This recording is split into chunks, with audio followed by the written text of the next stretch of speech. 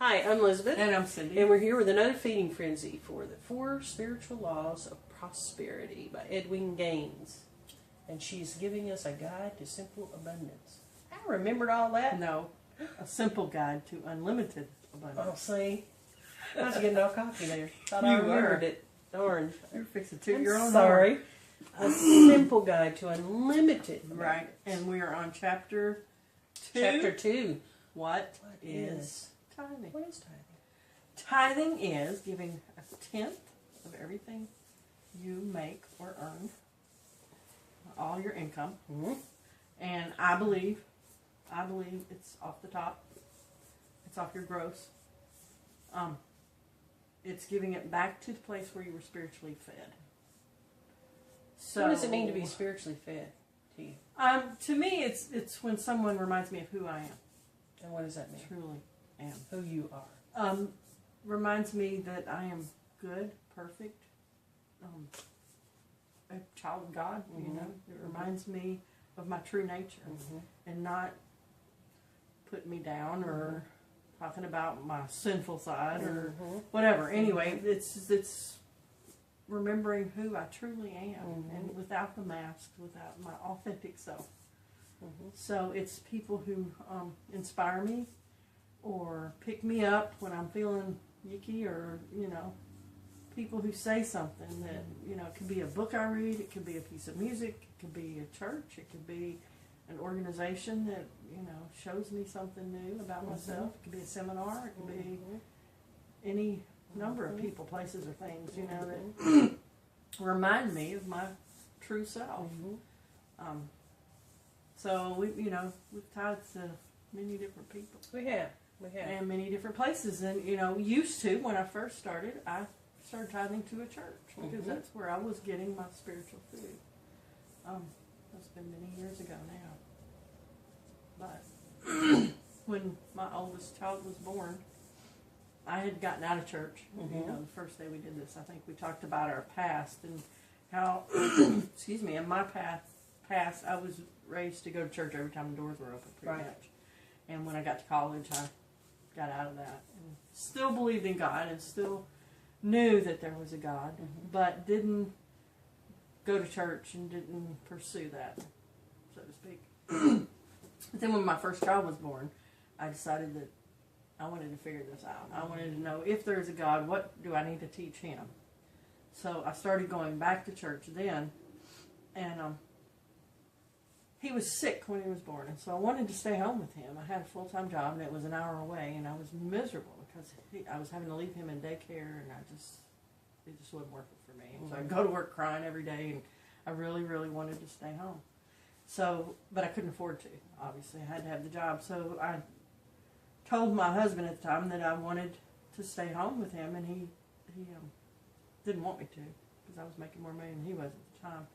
And he said, well, okay, I'll make a deal with you. If you can pay off all our debt except the house, then you can stay home. Well, we're sitting there with student loans and cars and all kinds of debt. And I thought, okay, if that's what I got to do, that's what I got to do. So the first thing I started doing was tithing. Really? That was the first thing you started to do? The first thing I started to do was tithing. I thought, okay, we just started back to church. It was like a new beginning for us. And I thought, okay, if this is, you know, if I'm going to give this a try, and if you're who you say you are and what you say you're going to do, and knowing that scripture that Edwene talks about in here, I thought, I'm going to give this a shot. So I started tithing on everything we were bringing in. And at the time, you know, I could have taken that 10% and put it towards the bills. And what, was he okay with that, or did he have a problem He was with that? okay with that, because I think in his mind that was another way to get me to stay at work longer. Because, okay, sure, you want to take it, but I shouldn't say that. I think he also believed in tithing, and like I said, this was a fresh start for us, and we felt like both of us had, you know, been raised in church all our lives, and then got to college and went to the other extreme and felt a sense of guilt for some of the things we had done, and so we were wanting that fresh start and wanting to please God. And I think we both saw this as a way to please God and to look good at church too, you know. So I won't say that our reasons were the greatest for starting to tithe, but, you know, we did both. Thank goodness. I don't know what I would have done if I'd had somebody that didn't agree with it, you know. So anyway, we started tithing, and money just started showing up. Really? From unexpected places. I took on a second job and started bringing in some extra income there and tithed on that as well. And it was just unreal. Money just started showing up, and bills just started being paid down. And by the time my first was 2 years old, I quit my job. Everything was paid off except the house. Wow. And by the time my third one was born, everything was paid off, including the house. Wow. And so we were completely debt free. And so I quit the day my second child was born. My first one was 2 years old. And I've been home pretty much ever since. Mm-hmm. And everything was paid off. I mean, everything, including the house, all our bills. We were debt free within 2 years. And the first step was tithing. And you really think that the tithing made a difference? It made all the difference. Yeah, definitely. You know, I truly believe that if I hadn't have done that first, then none of the rest would have fallen into place. You know, and then there's other stories I can tell you that there were times when we would go to a function, a Christian church function, or a Gideon function, or some sort of fundraiser, so to speak, and feel led to give, not knowing how much money was in the bank, and not knowing anything, and just a number popping in my head, and just writing that check out. And by all logical sense, that should not have been enough money in the bank to cover that.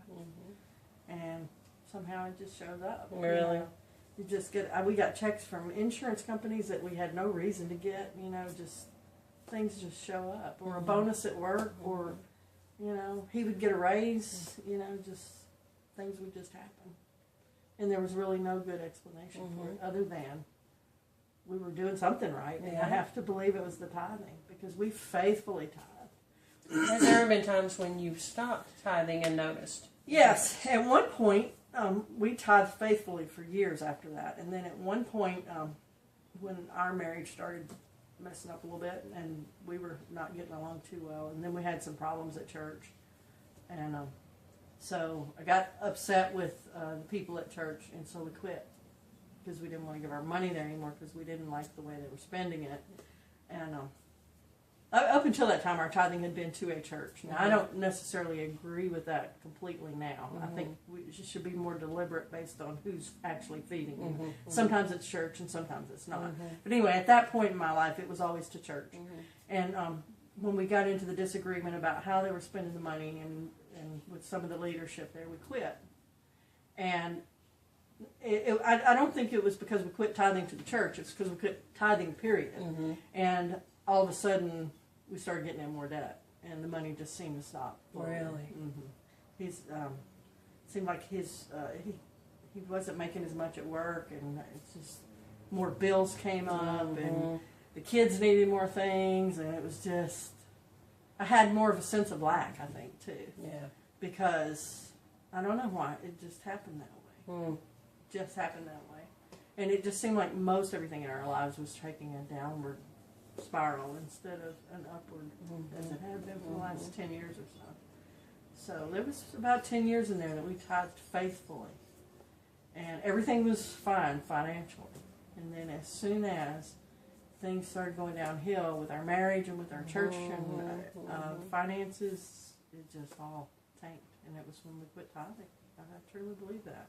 So it almost became like a snowball effect. It did. And then after we got divorced, and I was making little to no money and not going to a church on a regular full-time basis, and didn't understand the law of tithing, I always just thought it was for church.